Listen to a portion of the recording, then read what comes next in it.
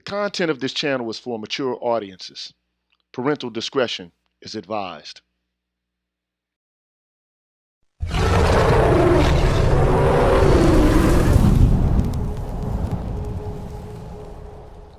You're tuned in to the Green Gorilla channel. Please make sure to like the video, subscribe to the channel, and hit the bell notification button. And please, feel free to share the video. Thank you.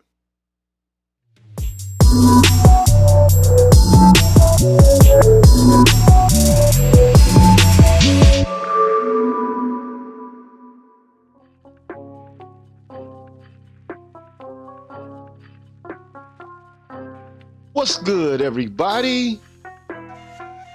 I'm the G with a PhD, and you're tuned in to the Green Gorilla channel. It's the place where black men can express themselves freely, straight up, no chasers. And before I get things started, I want to give a shout out to all the members of the Green Gorilla channel. And especially I'd like to give a shout out to Rashid Barnes, even though I'm about to set him out in the intro anyway. But I want to give a shout out to all the members of the Green Gorilla channel.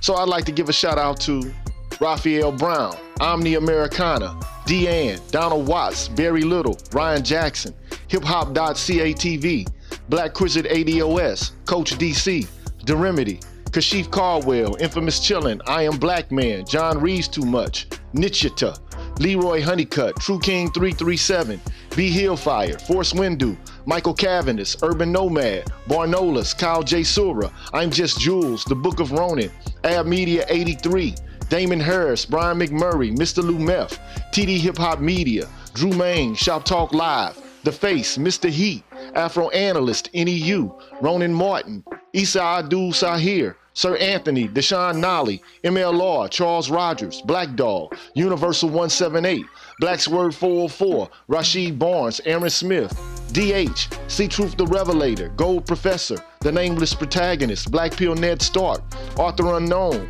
Dr. Tiasan Johnson, Brian Williams, Kalanja Kala, Sherrod Martin, Ricky Dawson, Cedric Bowman, True 7360, BK Born Shaheed, James Washington, Hostile Adept, Seven Coast Dojo, Devia Pure One, Rogish the Billmonger, I Care, Lady Miss Thing Green, BJS Ibmore, and Marvin Battle Jr.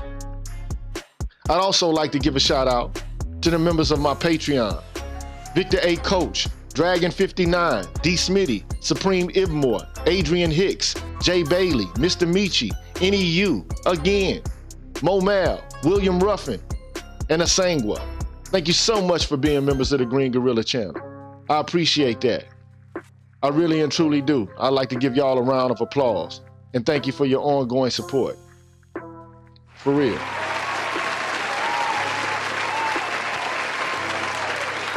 I'd also like to give a shout out to James Washington, Warren Thomas, Charles Rogers, David Brewster, Kenneth Pringles, Rashid Barnes, Dr. Tiasan Johnson. And, you know, they bought t-shirts from me. They bought some merchandise for me. And I hope the merchandise came out just the way you wanted it. So I hope everything was to your liking and was satisfactory. If you had any problems with the merchandise or dealing with receiving the merchandise, please let me know so I can make adjustments and do what it is that I have to do in order to make sure that your order is right. But thank you so much. I appreciate that. I appreciate y'all supporting the Green Gorilla merchandise. I appreciate it. And if you want to check out the merchandise, you can go to greengorillachannel.com, and there you'll find a shop, and they have all of the stuff there, you know what I'm saying? You know, t-shirts, sweatshirts. I even got a black shirt now. At first I didn't have a black shirt, but now I got a black shirt. But anyway, now that that's all out of the way, I still got faith that, you know, the black men in the manosphere can do this work and get this Indiegogo campaign off the ground. It's still not too late. We got 45 or so days in order to generate the revenue in order to get this documentary made. And it's important because our public image is everything. On all corners and all sides, people are harping down on us. Members of the LGBTQ community, black feminists. I mean, it's everywhere. We got to deal with racism and all the rigors associated with that. So it's about time for us to make a declarative statement and to speak up for ourselves. And I'm just trying to provide the context in which that can happen. So again, I just want to show the trailer and to hopefully inspire you to, if you can, donate and allocate a little bit of cash so we can get the thing off the ground. Here goes, man. I told you to do Biden. Now we done lost a damn vote. We done lost a vote. That's gonna go to Trump. God damn. I mean, when you mention black people, you mentioning black women. So don't count yourself out. No, that's not true.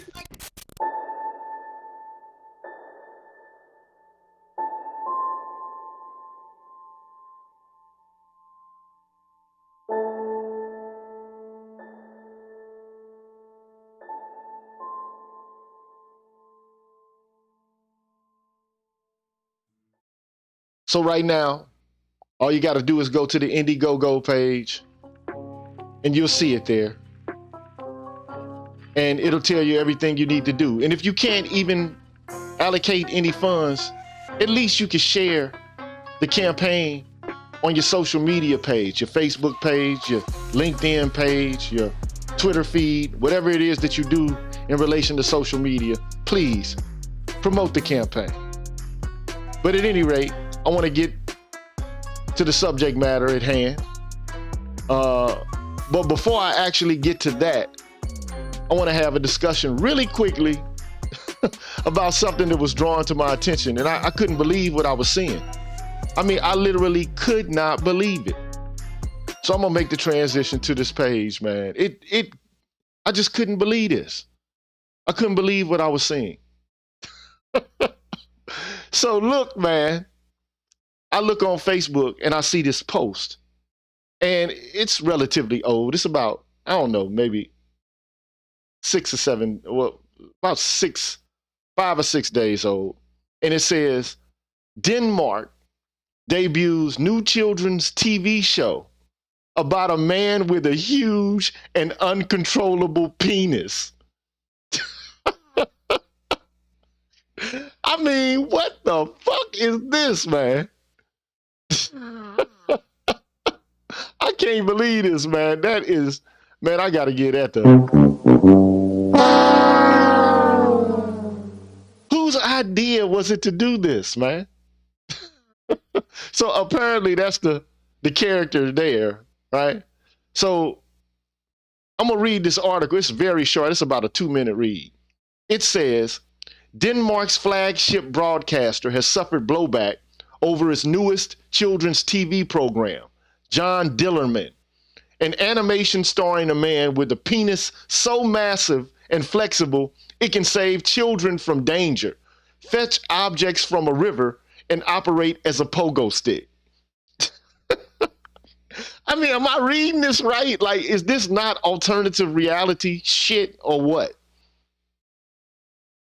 So you got kids watching a television program with a man with a huge penis that he can use to move back and forth, jumping around like a pogo stick?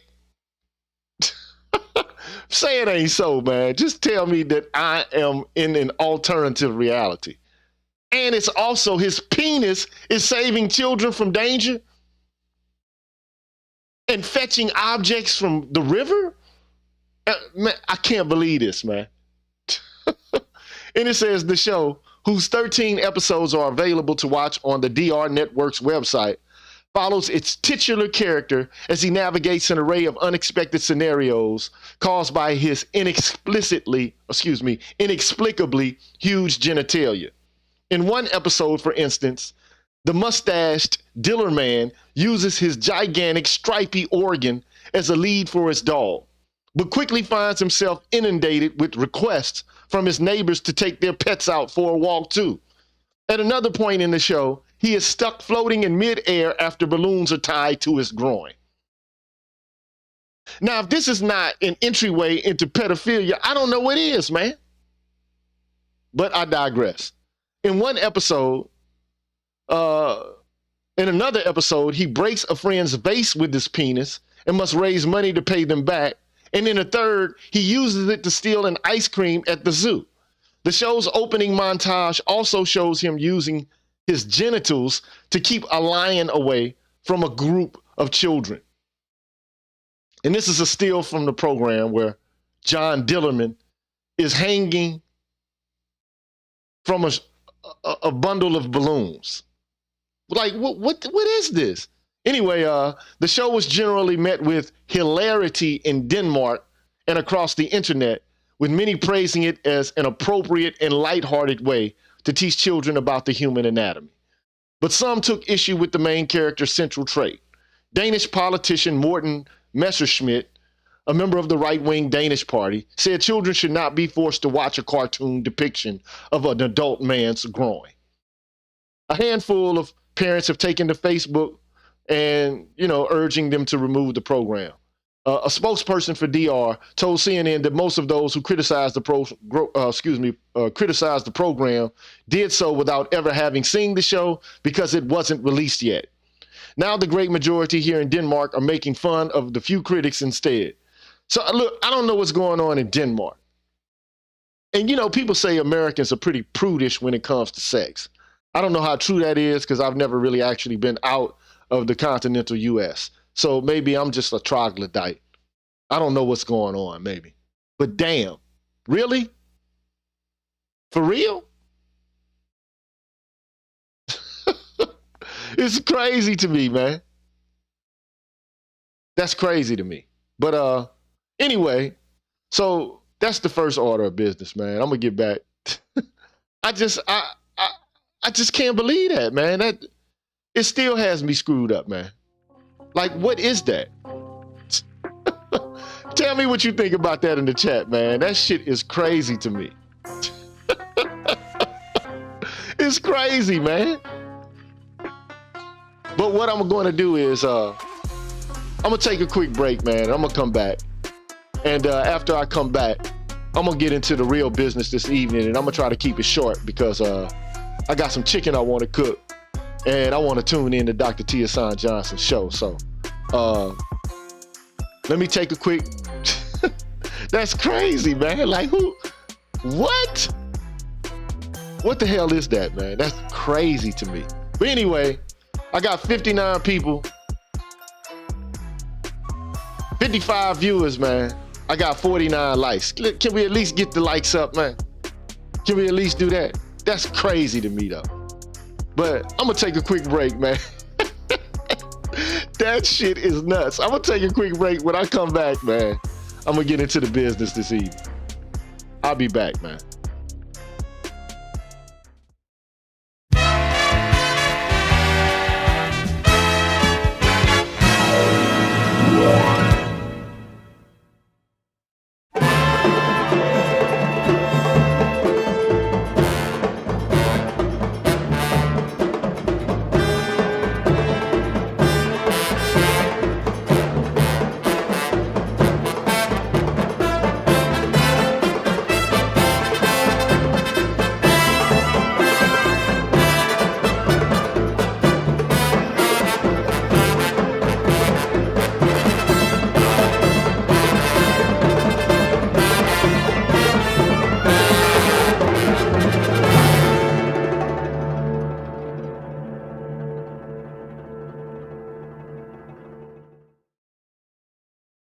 I'm sorry about that. I didn't have the microphone on, and so you didn't hear a damn thing I just said, so I got to go back. I apologize for that. Work with me as I go through the stages of trying to figure out how to operate all this shit I got going on in the background. But anyway, so there's a new documentary on a South Carolina black cotton farm owner who was lynched for being successful. That's what I meant to tell you. I apologize for that. But anyway, here's a picture of Andrew Crawford, the man who was lynched. And this is a picture of his relative who's holding up his obituary. And a white woman is the one who drew up this article. So again, I apologize for not having the sound hooked in, but it should be up now. But anyway, so the article basically says in 1916, just over a half a century after slavery was abolished, a wealthy black farmer who drew the ire of his jealous and bigoted white business peers in Abbeville was murdered by a lynch mob. So they were jealous of him and his success, and so they killed him for it. And you know, one of the things that I consistently hear about black people is that they don't have thrift, that they don't work in order to be successful. And this is, you know, a trope and a theme, a vamp that's repeated over and over about black men, namely that they're lazy, sexually promiscuous. I mean, and now just add brutalizers, rapists, and, abusers. And so we have evidence of black men doing the best that they could in order to thrive in a system that worked to their disadvantage. But still, these kind of tropes are paramount in this culture. So the article goes on to say that man, Anthony Crawford, not Andrew, I'm sorry, I said Andrew earlier, but his name is Anthony. So that man, Anthony Crawford, owned a 427-acre cotton farm in Abbeville. He was one of many successful black farmers in the South at the time who had turned the trade their families were once forced to adopt at the benefit of white plantation owners into a viable business from which they could personally profit. He was also one of 4,743 people lynched in the U.S. between 82 and 1968, whose stories may not be widely known. That story is now being told in a new documentary that's available for streaming. And I wanted to draw your attention to the documentary so that you could actually go and support it and learn information so that we don't continue to regurgitate the same things that white people regurgitate about us. Namely, that we don't use our efforts and our energies in order to be successful. I mean, who knows where black people would be now in terms of wealth, generational wealth, if it wasn't taken away from us. So, I mean, how many tales are untold of black men who were thriving, who were successful, but who were stymied, and their families were basically robbed on account of racism and anti-black misandry? How many uncounted people? My guess is that there are a lot. And don't forget Tulsa, Oklahoma, Greenwood. Don't forget all of those communities in which black men had become successful, but had that success taken away from them because it inspired jealousy and envy from their white peers. So anyway, it's just one story brought to light amid a Southern reckoning that has finally begun to acknowledge this dark history of black lynchings and murder. Confederate monuments were toppled in the latter half of the decade as citizens of all races sought reparative justice for a lopsided historical representation. And when the National Memorial for Peace and Justice opened in Montgomery, Alabama in 2018, it was the first memorial dedicated to the legacy of enslaved black people, with a focus on contemporary presumptions of guilt and police violence as repercussions of slavery, lynchings, and Jim Crow segregation. And so the title of the documentary is Crawford, the Man the South Forgot. So it's the latest in a series of related cross-platform content produced by Hobo Films that fits into an ongoing narrative of this Southern reckoning. So the documentary follows one of Anthony Crawford's descendants, Doria Lee Johnson, in her quest to unearth and disseminate the real history and legacy of a great-great-grandfather, Johnson, who passed away in 2018, is the lead figure in the documentary's footage that dates back to the early 2000s, when the Illinois resident's journey took her to Abbeville. There she searched the historic archives, met family members she never knew she had, and discovered a history that both incited a deep sense of pride for what her ancestor accomplished and anger for what he and his descendants lost. Not only was it his life, but what should have been his family's inheritance for generations to come. And see, that's the problem. Black people have been forced unnaturally into a condition of poverty. And a lot of times, what I hear is black people, even black men, deriding other black men related to their indolence, their laziness, their shiftlessness. When all of this has been manufactured. All of this has been orchestrated by envy and racial animus and anti-black misandry. We need to do better when it comes to referring to each other and to understand the systems and the institutions in place that are designed to manipulate and to exploit. And that's what I want to draw attention to. So let me, before I forget to do this, I have a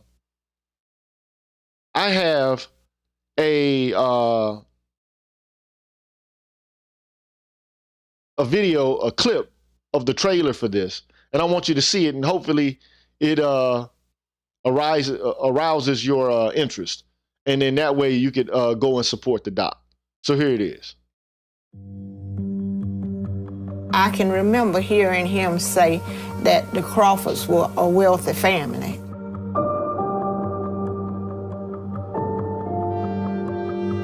Anthony was a self-made man.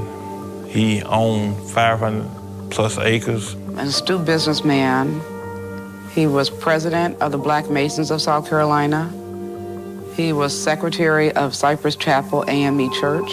How he dressed and drove a white buggy with a white horse. He took very little and made a lot out of it, not only for himself, but his family and his community. The newspapers used him as Exhibit A of how blacks could be successful. For a black to be that prosperous and to have that much land, they just simply couldn't take it. Be my woman, girl, I'll be your man. You see that? something could explode at any time.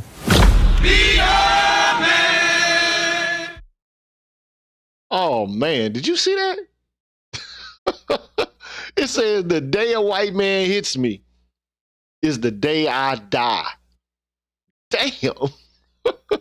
Well, that day did come, unfortunately, through racial animus and racial prejudice. So anyway, the article goes on to say, and it's not a very long article, and I'm not going to be on here long tonight, but it's important for people to understand how black people have been systemically robbed of being prosperous. It's very important to discuss these issues because right now, you know, black people are trying to make a push for reparations. Somehow the whole conversation has been tabled or put on the back burner. That shit needs to resurface. It needs to be brought back to the table. And we need to force this Biden guy to honestly consider and earnestly consider the racial injustice that is taking place in this country and to try to find a means by which to give us some sort of reparative justice. This is crazy, man. But anyway, the article goes on to say, racial violence in America is pervasive and well documented, said Hobo founder Howard Bowler. Yet the importance of land as a motive has not been fully examined or exposed. If you want to understand history of land stolen from black Americans, follow the lynching trail. They are inexorably and tragically linked. So in Crawford's case, his family was ordered to vacate the 427-acre cotton farm they own. So you kill him, and then you take his land from his descendants, from the people who were members of his immediate family. Cease their profitable business. So don't do business anymore. We're going to take your land and we're going to take away your ability to do business. And get out of here. Flee town. That's crazy, man. That's crazy. Cease their profitable business and flee town following his murder by a mob of bloodthirsty white people who were jealous of his success as a competing black business owner. His crime, for which he was dragged through the streets and lynched and then shot as he hung already dead from a tree, was cursing a white man for offering him a low price for the cottonseed he was trying to sell. So in other words, he told a white man, that's bullshit. I'm not going to give you my seed for this cost. You must be out your motherfucking mind. It's probably what he ended up saying or something like that. And the white man considered it to be an insult, which they throw back and forth day in and day out. But of course, you know, the racial game being played during that time. So at any rate, though Crawford's children legally inherited the land, they feared living on the property and later lost it when they couldn't pay off a small bank loan. A telltale story, man. A story that happens over and over again. They couldn't pay off the loan. They could have paid off the loan, but after they lynched him and told them they couldn't do business there and it was scared off the land, they couldn't pay the loan back. And, you know, I can see white men making excuses right now. So anyway, a lot of current economic disparities between the wealthy and people of color in America tie back to what happened in the early 1900s. The documentary's editor, Tiffany Jackman, suggested. So it's about wealth being stolen from people and that wealth not being able to trickle down through generations, Jackman said. And that ties into a lot of what's going on today. You can still see the difference between predominantly white neighborhoods and black neighborhoods as far as education and resources. And that's important. You know, we don't have wealth to pass on to our progeny. The average black family has anywhere between $3,500 and $5,000 worth of wealth to pass on to their progeny. But as it pertains to white families, they got somewhere around $85,000 to $120,000 to pass on to their kids. But we stigmatize each other. We look down on each other. We talk to each other deprecatingly. I just don't get it, man. So anyway, Carolyn DeVoe, director of the film, along with Jackman, worked hand in hand on telling not only the overarching story of land loss and detailed account of Anthony Crawford's life, but also Johnson's quest to make her ancestors' history known in the town of Abbeville and beyond. Jackman came on board later, tasked with the piecing together of years of footage onto a comprehensive but concise film. She could have gone in many different directions for the documentary, but settled on a story with a black woman at the center, a story of a tragic loss, but also determination to have wrongs righted and history told from all sides. Now, look, that's her ancestor, so I would not fault her for being the center of this story. But I mean, I don't know who the film company is, who the directors or the producers are, but this whole notion that, we got to center women at all costs, come on, man. You're talking about a phenomenon that primarily impacts black men. And it doesn't matter who tells the story, but at some point, there has to be an allowance for black men to speak up about what happened to their own kind. This idea that we have to, it's more interesting to tell the story through the narrative of a black woman. Come on, man. We got to do better than that, man. But anyway, she says, I felt like it needed to shine a light on, I felt like it needed to shine a light on this injustice that happened, but also create a sense of pride for black people, as well as not everything is awful about that time period, said Jackman. There were black people who were successful. There were black people who were wealthy in the time period. So DeVoe worked with Johnson for more than a decade, combining the archives of the NAACP and the South Carolina Historical Society, and recording the footsteps and memories of descendants of eyewitnesses and others connected to the story. Among them is Philip Crawford, the great-grandson of Anthony Crawford. He lived in Abbeville his whole life since 1968 and has personally witnessed racial discord and riots. He thinks that Johnson's quest and this documentary have already helped bond the community. Now imagine living in a town where your great-great-grandfather or one of your great relatives was lynched, and you probably live in a shack or something modest in relation to white people, and knowing that your great-great-grandfather, one of your great ancestors, was basically robbed and dispossessed of his land. Imagine what that would feel like. That's fucked up, man. So at any rate, in addition to getting the town to erect a historic landmark, man, fuck a landmark. I understand a landmark, and that's great, but they need to repay those people, man. They need to repair that situation in that city or that town. But anyway, in addition to getting the town to erect a historic landmark in Crawford's honor, they apologized for the lynchings. They got the Senate to formally apologize, including her great-great-grandfathers that occurred on U.S. soil. An apology is not enough, in my viewpoint. That's not a reparation. Anyway, the documentary details those historic moments and those in Abbeville who helped make them possible. And then it goes on to say it might be a small story, but you never know what a small story can be turned into and what can come of it, said Crawford. Nevertheless, a Confederate monument still sits at the center of Abbeville, a much bigger statue than the plaque given to Anthony Crawford. As nice as everybody in Abbeville is, it's still, as a person of color, a little off-putting to have a big Confederate monument in the center of town, said Jackman. Philip Crawford offered, if it was my choice, it wouldn't be there. Ultimately, it still reflects the views of this town. And so, no shit. These people ain't changed, man. They still got the same energy, the same kind of animus. So that's it with that, man. I just wanted to share that and bring that to your awareness. How many countless black folks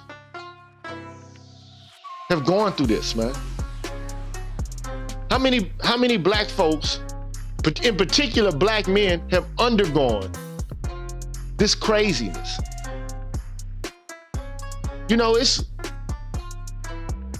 It's time for something to occur, man. It's time for black folks to continue to make this push, man. for reparations through stories like these and narratives like these. And it's crazy, but you know, we got to keep fighting. We got to keep struggling and hustling, man. And nobody's going to come save us but ourselves. Nobody's going to stand up for us but ourselves. And I know it might seem like a hard road ahead. And I know it seems like we might be arguing in ways that are falling on people who don't really actually care about anything that we say. But don't quit now. Don't stop now. It ain't the time to stop now. It's not the time to settle down now. We have to keep pushing. If they don't like it and they feel uncomfortable, fuck it. If they call you whatever they want to call you, they call you a reverse racist, fuck it. If they call you a misogynist or you engaging in misogyny for speaking up for the rights of black men, fuck them. You got to say what you got to say and you got to do what you got to do. And that's just that, man. Now, I left the link into a chat room, and if anybody wants to talk about it or speak about it or discuss it, we can. But if not, I'm out of here, man. I'm about to go make some chicken and get ready to watch Dr. Johnson, man. So, again, man, it's not too late to allocate some resources and some funds to the documentary that I want to make to try to talk about issues related to black men. It's not too late. It still can happen. And also, I'm putting this link right there in the chat. I've never used OBS Ninja, but I'm gonna take a quick break. And thank you, Extended Clips, and thank you, Barry Little. Hey, look, if we don't stand up, nobody's gonna stand up. If we don't say something, nobody else is gonna say anything. So I'm gonna take a quick break, and if I don't see anybody in this chat room, man, I'm gonna burn out. But please support the Green Gorilla channel if you can. Please support the documentary, man. And the documentary is not supporting me. It's supporting a political effort. That's how I perceive it. It's not going in my pockets. It's going all towards producing a damn documentary that can bring the best and the brightest minds to the table to discuss issues related to black men that often get contextualized as being something that's anti-gay, anti-woman, when in actuality, I think the converse is the case. It's anti-black men that's being articulated. Anti-black misandry that's being pushed. But I'm gonna take a quick break, and when I come back from that, if I don't see anybody in this chat room, I'm gonna holler at y'all. So let me go to this break.